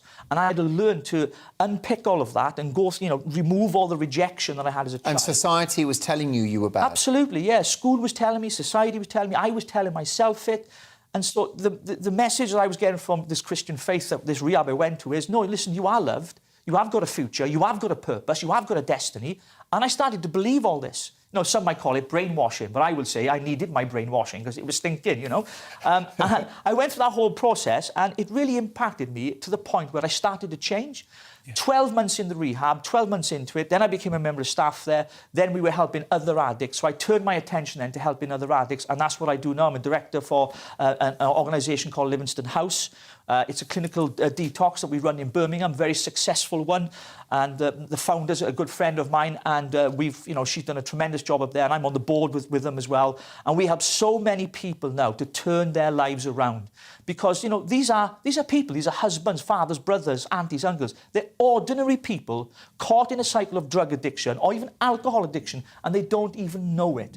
But I would say this, Mark, the first step to recovery is always admitting you've got a problem. The second step is you need to move away from the area where everything's connected to it and rebuild your life. And that's what I did. And cut those people who are a negative influence in your life, you've got to cut them out. Absolutely, absolutely. You've got to. That is the... Because they're not your friends, are they? No. And so, well, they are, but they're caught in the same trap as you. Mm-hmm. And, you know, you're trying to get an addict to help an addict. Well, it's not going to happen, is it? Let's be honest. It's like an alcoholic taking an alcoholic to the pub. It's not going to work. And I think for me, it was about breaking those traps and those cycles. And the whole thing with politics, look, I'm not a politician. People in my hometown where I live now say, oh, Richard's a politician. I stood in 2 elections and I failed. So I'm not a politician. You're in good company. I tried. And, you know, well, I beat the Conservatives anyway, so that's one I'm... And never say never, surely. Well, no, I think I'm done with that. And I think now, being a voice, not just on social media, but shows like this as well, and things that I do in the community, I think it's more important to me now. And we can influence change in community. We can lobby government. We can do things effectively. You know, I've led campaigns in Wales against vaccine passports, for example, outside the Senedd with the Emperor Mark Dolan, my pal down the road, you know. Well, yeah, for those that aren't living in Wales, can you give us a sense of the scale of the COVID measures in the last 2 years on the watch of Mark Drakeford? They're completely crazy, disproportionate in so many ways. We had things where they taped up aisles. You know, you couldn't buy from shops because Mark Drakeford said things were essential, things were non-essential. So you could buy, you know, alcohol, you could buy vodka, but you couldn't buy babies' nappies, for example. It was that crazy, you know, absolutely ridiculous. And video I posted of him dancing in a Diwali party when he unmasked while he told everybody else indoors in shops, you have to wear masks. I mean, the draconian measures, they were far worse than Scotland and England. Far worse. And Wales had more lockdowns, and it didn't feed through into the data in terms of COVID cases or hospitalisations? No, because at one point it was one of the highest in the UK. And yet, you know, they boasted about we're doing things different from Westminster. Mark Drakeford has this tendency to want to do things different from Westminster to make out that he's better than the Conservative government. That's literally it. And now he's in a coalition with a Welsh Nationalist Party called Plaid Cymru. I mean, they've fixed it in such a way because now they want to increase the numbers in the Senedd, that's the Welsh Parliament, from 60 to 96, which will cost at least an estimate over £100 million a year to the Welsh taxpayer, that is, and to the English taxpayer, because now you cover some of our costs down there in Wales, thanks to the English taxpayer, by the way. Thank you very much. and they want to do that, and they've tied it up in such a way. They want to change the voting system, which means they're going to keep themselves in power for the foreseeable future. And Wales is in a very challenging place politically right now. It needs a revolution in Wales, and I think the whole country needs it right now to break the two-party state that you've got here in Westminster, you know, the Conservatives and the Labour Party. I don't think the Lib Dems and all Greens, they're never going to come into power. Let's be honest, they can work in some form of coalition. There needs to be something from the ground up, I believe, a revolution of people who are like-minded, common-sense thinkers who think, you know, we've had enough of this. We've had enough of being governed by these people who are making decisions on our behalf. They shut down the economy for 2 years, and now we're all paying for it. Every single one of us are having to pay for that. It's not because of the war in Ukraine. It's not because of the price of oil. It's because Boris Johnson and his government shut the economy down for 2 years. And they paid everyone's wages, 80% for those who were not self-employed. And guess what? We got inflation. Why? Because we got debt, because they printed money out of their heads, because the Rishi Sunak thought we'd just pay everybody. And now we are all paying for it. And these are the costs of lockdowns. And there are many more costs as well. I know you guys have covered it on GBNews as well. You know, plenty of coverage of the harms that's had on people's mental health and well-being and addictions. You know, when you consider people addicted to stuff, locking down the country, I believe that's caused a higher level of addiction in the country because of those lockdowns as well. As well as obesity, mental health crisis and all the rest of it. How important is the union to Wales, that Wales is part of the United Kingdom? Well, to me, I'm a unionist. I believe in being part of the United Kingdom. But unfortunately, we don't have that same strength of feeling with Mark Drakeford because he's got this deal now with Adam Price, who's the leader of Plaid Cymru, called a cooperation agreement. But actually, it's a coalition government. And they're passing things and legislating for things now that are pushing for more devolved powers. There's 22 devolved powers to Wales at the moment. Criminal justice isn't one of them. The media isn't one of them. There's a few that aren't.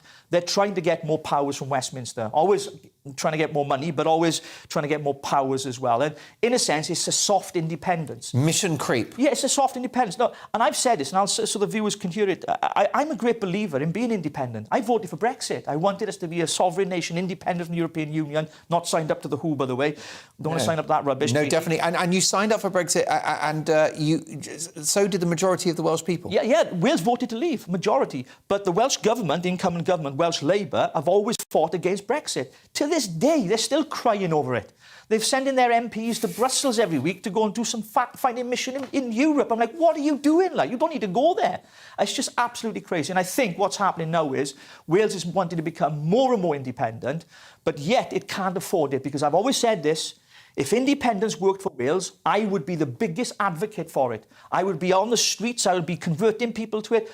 But if we did, it would be fiscal suicide. We'll be absolutely strapped for cash, and it'll ruin Wales, and the cost of living in Wales will go up exponentially because we could not afford to be an independent country outside of the Union. It's as simple as that. As far as I'm concerned, to a degree, you are still a politician, so I'm going to ask you a tough politician's question, which is, do only women have a cervix? Well, something I deliberate that. Well, time for an ad break. No, don't do that. No, of course. Listen, men have penises. Is that a hard question to answer? No, men have penises. Women have vaginas. Okay. That's it. It's period. You had to think about that one, didn't you? But it's simple as that. And I was playing on the old politics. Well, I'm not. You know, it's a difficult question. I can't answer it. No, you can answer it. It's simple. It's an adult female. That's a woman. See, it's simple as that. There, I've just said it. It is that simple. Well, they are in Wales anyway. And men shouldn't be competing in women's sports either. That's a complete load of nonsense. It's called cheating where I'm from. Yeah, I couldn't agree with you more. What's the future for you? It's an amazing story of recovery and triumph, in my view. You provide a voice to millions of Welsh people. You've got a legion of fans out there. You said your political ambitions are on hold for the time being. So what is next? I think it's a good question, Mark. You've stumped me on that one. That's one I can't answer. GBNews presenter, come on.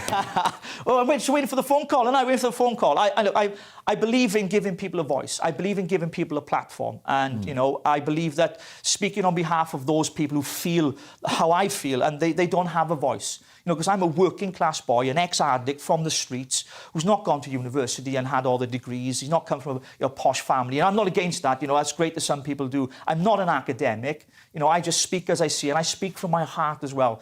And I think our politics needs that. It needs more people who speak from the heart, not just, you know, speaking for political... Well, lots of middle-class people were commenting on the remarks by a Conservative MP in the House of Commons about food banks. Now, this is actually a working-class MP himself. Who actually said that, you know, he'd experienced poverty in his life. I think his family were in the coal miners. He was a single parent himself who worried about the electricity bill. Anyway, he said in the Commons that actually the food bank policy that he's got in his constituency is that people that receive donations go on a course to learn how to cook and to budget. Huge anger among the kind of metropolitan chattering classes of North London. But as a man who's been there and got the T-shirt, what's your view? Well, firstly, I think what he said was absolutely correct. But given the fact we're in the middle of a cost of living crisis, it might have been insensitive. I put that out there on Twitter, right, and I got slated for it because I support what he's saying.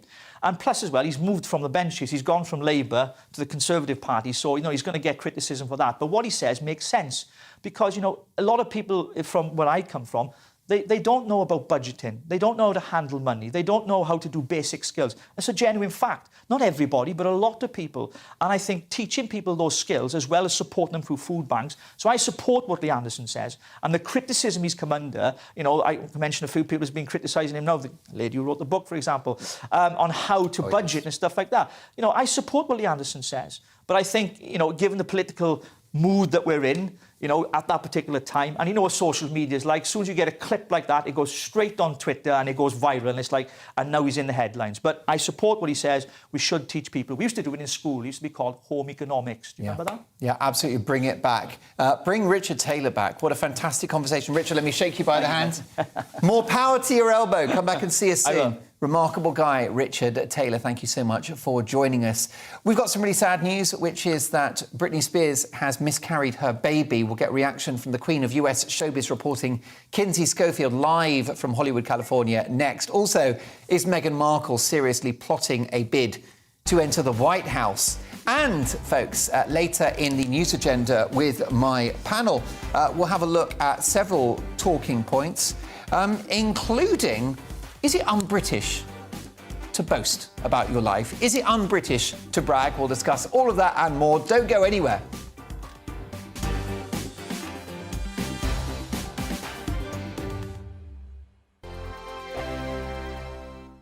Every morning from 6 o'clock, we'll wake you up with GB News Breakfast with all the stories you didn't know from the night before. So whether it's serious news, entertainment, or your own views from all over our great nation, we're here to kick off your day with a smile. The national media should be reflecting and reporting what's happening here. You will notice the northwestern accents.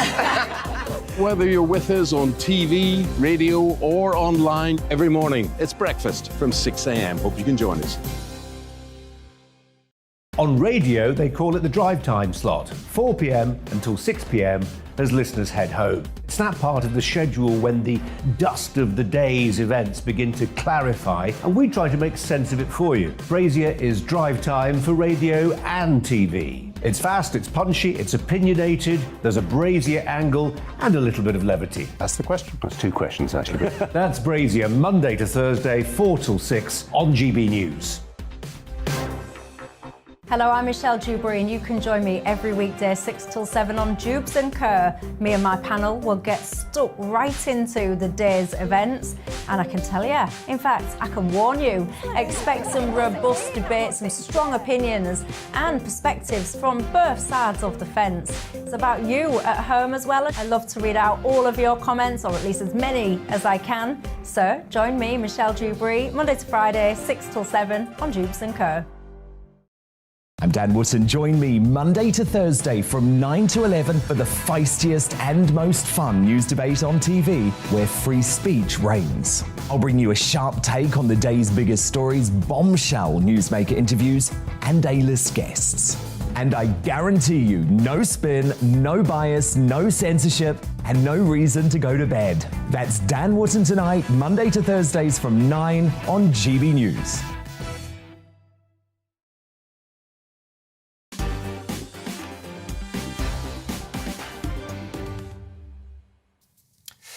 Is Nazanin Zaghari-Ratcliffe ungrateful to the British people? Was she wrong to give Boris Johnson a handbagging at number 10 yesterday? Michelle says, Mark, she's completely ungrateful. She's right highlighting what's happening in Iran, but it's not Boris's place to sort it out.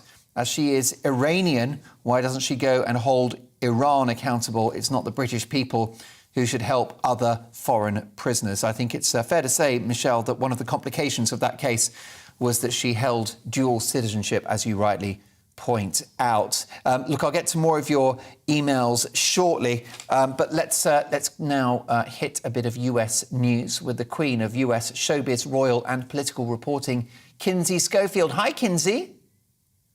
Hi, Mark. I never like to bring you sad news, but I did think it was important that we talk today about Britney Spears, who announced about half an hour ago that she lost her baby with Sam Asghari, her fiance. And, she did say that perhaps they should have waited a little bit longer before they announced it to people because it was so early in the development of the baby. But some sad news. We are all rooting for Britney Spears at this point, right? right? I mean, her conservatorship was such a horrible, abusive situation, and we desperately want her happiness. We know that she set a date to marry Sam, so that's something to look forward to, and that they do plan to continue to try to start a family of their own. But I just wanted to let your audience know that, because that is breaking over here in the States, and my heart breaks for her, because I just want her to have some happiness soon. Thank you very much for flagging this up with our team earlier in the evening and drawing our attention to this very sad story, Kinsey. And look, this woman is trying to rebuild her life. Miscarriage is a tragedy. It's incredibly common. We don't talk about it enough. And it will be a blow to this woman, but we have to hope that she can recover, because she's in a much better place than she was a few years ago, isn't she?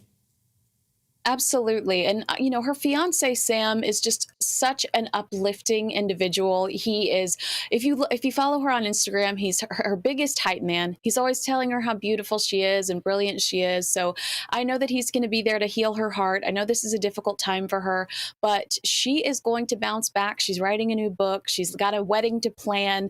So she does have a lot to look forward to. And I do hope that they inevitably are able to create a little mini Spears, another baby Spears, because I know that that's really where her heart is and what she would like to pursue. Definitely. She's 40 years of age, so let's hope there is time for her. I'm sure there will be, with God's blessing. Very, very sad story indeed. Let's move on. Back to me, please, Louisa. And let's talk about Meghan Markle, the Duchess of Sussex, with a possible eye on the White House. Tell me more. You know, this is a rumor that has been circulating for quite some time, and I can tell you that she is being mentored. This is what I know. She is being mentored by some individuals in the Democratic Party in case this is an option that she would like to seriously pursue. She hangs out with the likes of Hillary Clinton. Hillary was actually close to Princess Diana, so Hillary was without a doubt eager to connect with Prince Harry and Meghan Markle when they made their way over to the States. Stacey Abrams, who I don't know if you recall Stacey Abrams, but she had a nasty hissy fit, refused to concede over the state of Georgia, and then got on CNN and was tearing Trump apart when he didn't want to concede. So, you know, pot meat kettle. But she's friends with Stacey Abrams, and Kamala Harris is also somebody that's close to Meghan Markle. So I would consider that the dinner party from hell. But you go, girl. Meghan, you live your best life. So I do know that some people are mentoring her in case this is the direction she wants to go in. And hey, guess what, Mark? If the last 2 years have proven anything in the United States of America, it's that people fail upwards in politics. You don't have to be the brightest bulb on the Christmas tree if you want to be the president of the United States of America. So who knows? Let's bring, if I can, Kinsey, my panel into this. I've got former advisor to the Prime Minister Boris Johnson, Kulveer Ranger, broadcaster, TV personality and impressionist Francine Lewis, and Lord Taylor of Warwick. What do we think about this, Francine? President Markle. I think it's absolutely crazy. There's no way. I mean, to be honest, she couldn't even fulfil all her royal duties. You know, she found it quite difficult to just wave and smile. How is she going to be president? One of the hardest jobs in the world. I mean, I guess the Republicans would love it because she'd be quite the easiest candidate they'd ever have to run against. But no, I think it's absolutely crazy. And on that note, at this moment in time, I think I'd rather see Kanye West be president, and that's saying something. Kulveer, this is the last thing our politics need, celebrities in the White House or in Number 10. Well, in the UK, politics is considered, celebrity for ugly people, but it seems to be quite different in the US. And let's be honest, they've had an actor there before, the good old Ronald Reagan. But he did take quite a bit of time between his acting career and developing his political career. So let's see how that works out. And they've had a reality TV star. How can we forget President Trump? So, do we have an actress, a princess, a US politician in the making here? who knows? Land of the free, home of the brave. Maybe it's probably one for the American public. If they want her, they can have her. Lord Taylor, is the bar so low for leader of the free world that a TV actress gets the job? Well, Meghan Markle is more sparkle than remarkable. Rumours fly or die, and I really hope, Mark, that this one dies quickly. She showed disloyalty to royalty, so she couldn't even fulfil that role. So I don't really see her as a credible president. Yes, well, look, you know, anything's possible, isn't it, Kinsey? There's talk of The Rock eventually running for the White House as well, the movie star Dwayne Johnson. Yeah, and that rumor's been circulating for quite some time, too. But I really think that he did come out and say that he didn't really intend to run, but he was very critical of President Trump. And I think that that's where that rumor started, because he was just very opinionated about Donald Trump. And people said, well, could you do better? And he said, actually, I think I can. So that's where that originated. But I don't think that he would really pursue that. He's a very likable man. But I don't know how you give up those $1 million fast, whatever franchises tomorrow paychecks. Can we talk briefly about arguably the greatest movie star in the world, the most bankable, that is Tom Cruise? Top Gun 2, the sequel, is out. Has Tom Cruise saved the blockbuster, do you think, Kinsey? Well, yeah, it's coming out, and I think that this is a really exciting opportunity for Hollywood to make a comeback, you know, as, like you said, just those big movies. All of these guys that are in this movie had to actually train as pilots, fly their own planes. They're puking. They had to learn how to shoot themselves inside the plane. Tom didn't allow any alcohol throughout the shooting of this, because they were behind in the seats of these planes, and he didn't want there to be any liability there. So he requested a lot of these actors. I've heard that the story within itself is great. Val Kilmer makes a comeback, and Glenn Powell is in it, and I love Glenn Powell. God bless his sweet face. But, you know, I think he's doing a great job. Prince William loved the original, and Tom Cruise allowed him to get a sneak peek. And then we know Prince William and Kate are actually going to appear at the premiere there. I'm so jealous. You guys are going to get to see them all glammed up. But yeah, well, that's right. I think 27th of May is going to be the date of the premiere, or at least I think that week is when it comes out. And I don't like to focus on people's age. It's just a number, Kinsey. But it is remarkable to think that this summer, Tom Cruise will be 60. And yeah, he's super handsome, and he does look a lot younger than that. But I was thinking, when you and I started just talking about maybe discussing this story, he's had a lot of scandal. I mean, and he is like not to bring it back to the royal family, but keep calm and carry on. He has kept working hard. He's kept his mouth shut. He doesn't address the scandal. He doesn't address Scientology. He doesn't address his ex-wives. And because he just busts his butt and does a good job and works hard, we still love him and accept him. So I think that the Sussexes might learn a thing or two from Mr. Cruise. Too right. Let me ask you, Francine, is Tom Cruise the greatest movie star of all time? He's definitely one of them. Yeah, I think so. And, you know, I remember being a teenager when Top Gun was out, and I had the soundtrack, and it was one of my favourite films. Definitely going to see the new film he's doing. I can't wait, actually. But I think he's one of the best actors, and he's just like Peter Pan. He never ages, does he? He looks incredible. I can't believe he's 60. How about you, Lord Taylor? Who for you is the greatest actor in the history of cinema? I think Sidney Poitier. For Amazing. 10 years, I was vice president of the British Film Board. So I had to review a lot of films from Hollywood, including Tom Cruise films. And I was asked about the films, including Tom Cruise.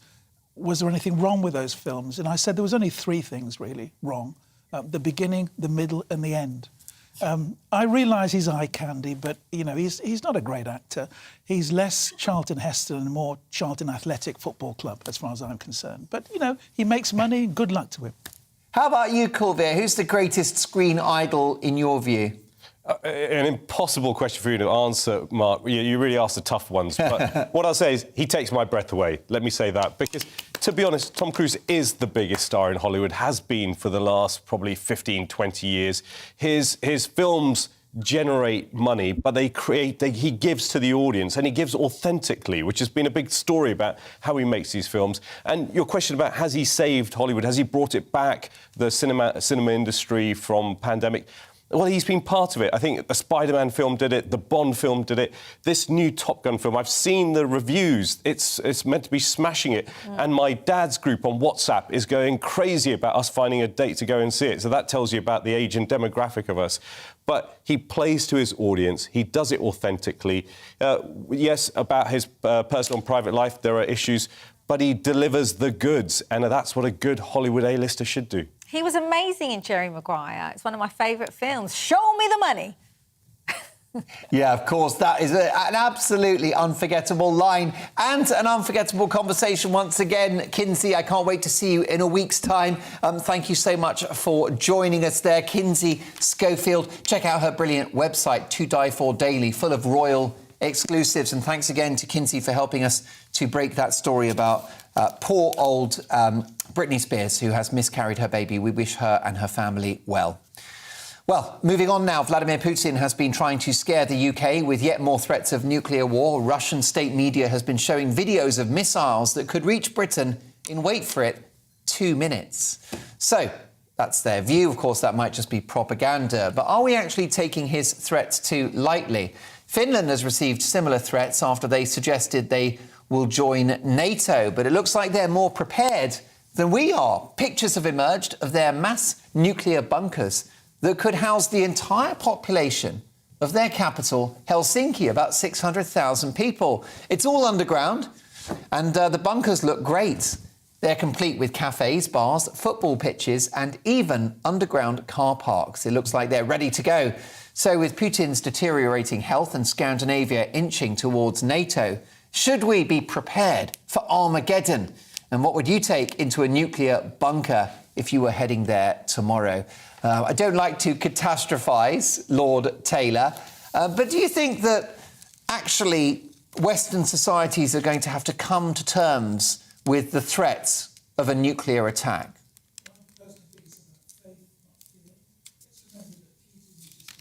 A very sick man.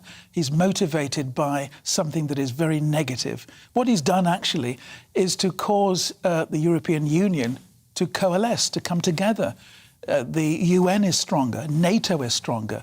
Finland and Sweden may now join NATO. That's the very opposite of what Putin was trying to achieve. So this is no great leader.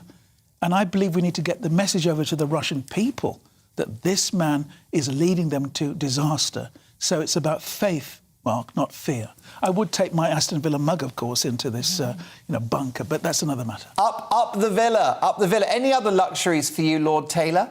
My Aston Villa scarf. Yeah, that would do it. Aston Villa, home shirt, away shirt? Both.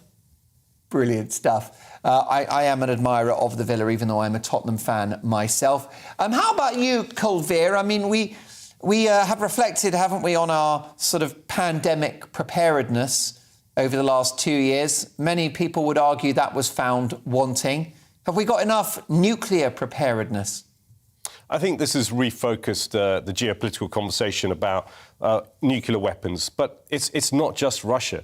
Let's be honest. North Korea, Syria, a number of different states that we're worried about, and the alignment between the Russian Federation and some of the Eastern European states. There is concern. We don't want another nuclear arms race. Nobody wants that. But this kind of posturing, and obviously it's more than posturing from what's been happening in the Ukraine, the war in Ukraine, the illegal invasion by Russia, this is what's causing heightened tensions. And what are our deterrents? When diplomacy fails, war is happening, we must have deterrents. And I think, unfortunately, that'll bring nuclear weapons, keep nuclear weapons on the table for a few decades to come.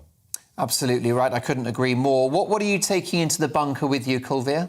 Well, I'm taking some photos from Thursday night, Mark, because I was at White Hart Lane. So that 3-0 annihilation of Arsenal is definitely coming with me. I think also I'd hope there'd be somebody else there. So I might take a large Jenga because I think that always keeps you occupied. And probably my unread copy of Lord of the Rings, which has been sitting staring at me for the best part of 40 years. I think a long book is a very good idea. Francine, how about you? What goes into the bunker with you? What goes into the bunker with me? Well, definitely my SPF, which I have to put on every day. What is SPF? Is that a drug? It's to stop, the sun from aging you. It's very. Oh, I we see. have an SPF 50. I thought it was one of those legal highs that the youngsters enjoy. Oh no! And my pillow comes everywhere with me. Even if I was staying in a 5-star hotel, I have to have my own pillow. It's really important. Lip gloss. The list goes on, really. Do you? I mean, there was a generation in the 50s and 60s who were worried about the bomb and about a nuclear attack. There was a generation who lived with that threat, that reality. Even movies based around that fear. We've moved on since then, but is it coming back? I mean, have you got sort of anxiety about nuclear attacks, Francine? No, I haven't. My view is if we're going to all go, we'll all be blown up together and that's it, really. No, I don't. I try not to think about it because, what's the point? You can make yourself just so anxious about so many things. So I just try to keep myself calm and I've always been a firm believer. Your time's up when your time's up, I think it's written when we go and I try not to worry too much about things like that. And, and also I've got kids, I can't put my fear into them as well, because the last thing you want them to is be worrying, we're all going to be blown up. And I just think, no, there's no point in worrying. If whatever happens and whatever's meant to be will be. Do you know what I mean? I'm the GC. I just take life as it comes. Do you know what I mean, Mark? Amen to that. Oh, my God, I can't believe a conversation about nuclear Armageddon has lifted my spirits. Look, more from my panel before 11 o'clock. We've got another great British game show. Can you at home and our panel decipher the celebrity from their dodgy statue? And also, after this, is it very un-British to boast? We'll discuss that shortly.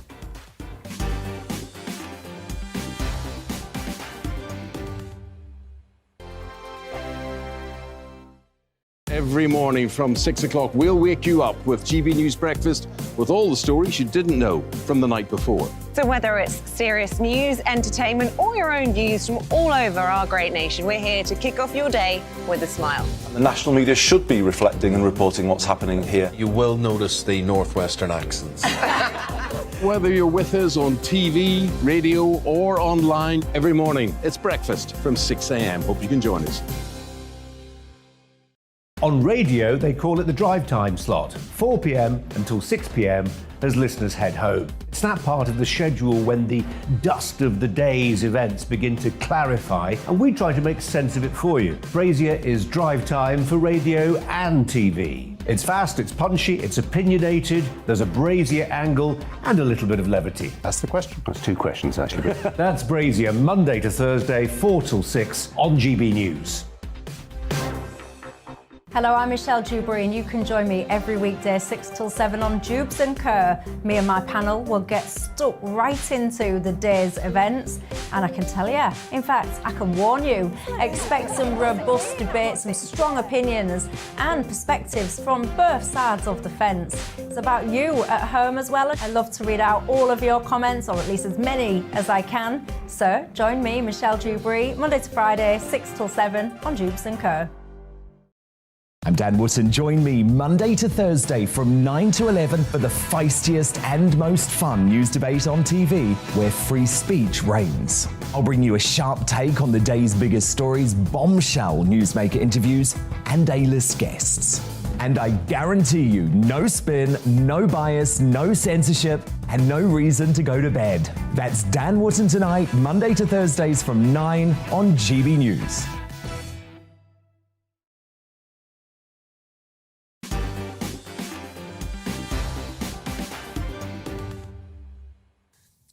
Are you constantly telling your friends how you can't pay for lunch because you've given away so much of your cash to charity? Or complaining that your electricity bills have increased because you have to recharge the Tesla every night? If so, you're guilty of humble bragging, and users of the internet forum Mumsnet have been sharing some of the most outrageous examples. And this one really caught our eye. Someone once said, it's awful living in such a big house. You're so lucky in a small house not having all those windows to clean. But here's the question. Is it very un-British to brag? Let's ask Francine. It's not popular in these parts, is it, to be too full of yourself? I hate it when people brag. I really do. I mean, I might have sounded a little braggy there when I said I always take my pillow to a 5-star hotel. Maybe that's boasting. Maybe a little bit of a humble brag. Yeah, I think that was a humble brag. But it actually irritates me when people do that. You know, oh, we're getting a takeaway from Nobu tonight. It's just like, I don't know. I tend not to do that too much because I'm aware of it. So when people do it, I really find it a bit irritating. Yeah, I don't think showing off plays well with the British people, does it? It doesn't. I mean, confidence is good, but boasting is not good. When I went to New York, I showed my passport to the guy at the gate, and he looked at it and said, so you say you are the Lord? I said, no, I'm not the Lord. So, no, confidence good, boasting bad. Yeah. The Lord moves in mysterious ways. He certainly does. Doesn't he? I mean, Kulvi, you know, you've schooled politicians in how to improve their public profile, and one big aspect would be humility, wouldn't it? It is humility, but as the Lord says, confidence is good. But a lot of these tend to be first world problems as well. You've got to know the context in which you're talking about these things. And, you know, you and I can have a good chat about Nando's, but we might not want to discuss Nobu. So it depends which polite company you're in and what you're saying when. Definitely right. Well, you managed to name-check my two favourite restaurants there. So I can assure you it's more Nando's than Nobu. Let's crack on now, because it's time for our Great British Game Show. And Manchester City have unveiled a statue of former striker Sergio Aguero to mark the 10th anniversary of his goal in the 93rd minute, in which he won the first ever Premier League title for City. So there is Aguero and there is the statue, which I think is quite a nice statue. It's not too bad, but it begs the question, can you at home and my panel here in the studio identify the celebrity from their dodgy statue? We're going to play a game of unwelcome erections. And let's start with this one, celebrity number one. Right, who could that be? Oh, I know this. Nice. Ronaldo. It is Ronaldo. It's not lifelike, is it? It's We're not, honest. really. It's Ronaldo after some very dodgy plastic surgery. And a big neck. Which one's which? Yeah, separated at birth. How about our next celebrity? Who could this be? Presley? Elvis. It is Elvis, yeah. It's not too bad, but it's a little abstract, isn't it? Yeah. OK, how about our next statue that features two public figures? Oh. Tom Jones? No. It's not Tom Jones, no. In fact, neither of these two figures are musical in any way. Is that the Queen? It is the Queen and... Prince Philip. And it's Philip, which I think is an absolute howler, I've got to say. That's not great at all, that particular statue. One would not be amused. It would not, definitely One not. would not be. Time to weed that particular statue. How about our next celebrity? Oh. Well, good luck with that one. God. I mean, it looks slightly biblical, doesn't it? Mother Teresa? But it's actually not. It is a former First Lady. A very recent First Lady. Yes, Melania Trump. I would never have got that. Uncanny. No. How about a celebrity that's in the news, a famous actor? Johnny Depp. It is Johnny Depp. OK, how about a legend from the past, the 1960s, killed in a car crash, made a few movies. Oh, that's James Dean. Rebel with a cause, James Dean. How about a great British actor? I love this guy. Always enjoy his stuff. That is... Martin Sheen? Mr. Darcy himself. He also was Tinker Tailor, Soldier Spy. Colin Firth. And all those rom-coms. OK, how about this guy who could carry a tune? Oh, Michael Jackson. There you go. Actually, that's a pretty good one. That's I think that was at Fulham FC, wasn't it? Two more. Can we squeeze them in? Let's have our next one. Margaret Thatcher. Definitely not Margaret Thatcher. A legendary athlete. OK, that was Mo Salah. I thought she was a Villa player. There you go. Thank you so much to my amazing panel. And to you at home for watching. We've got a great show tomorrow at 9. Do join me and stick around because I'm hosting Headliners next. See you shortly. Looking ahead to tomorrow's weather, and the UK is looking rather mixed with some heavy showers, but also some bright spells and feeling rather muggy. Here's the details. Zooming down to the southwest, and the majority of the overnight showers and thunderstorms should have cleared here, leaving a largely dry start with some sunny spells developing. Southeastern England and East Anglia, though, will still have some heavy showers to contend with first thing. However, not everyone will see them. Showers also affecting Wales and the Midlands, with a few rumbles of thunder. The far north of Wales could escape with some brighter moments. For many in northwestern England, though, it should be a dry start. However, parts of Cumbria could see a few showers. Some bright spells will develop, but on the whole, skies will be rather hazy. Moving across the Pennines, and it should be a largely dry start here too. A noticeable breeze off the North Sea, though, will give it a fresh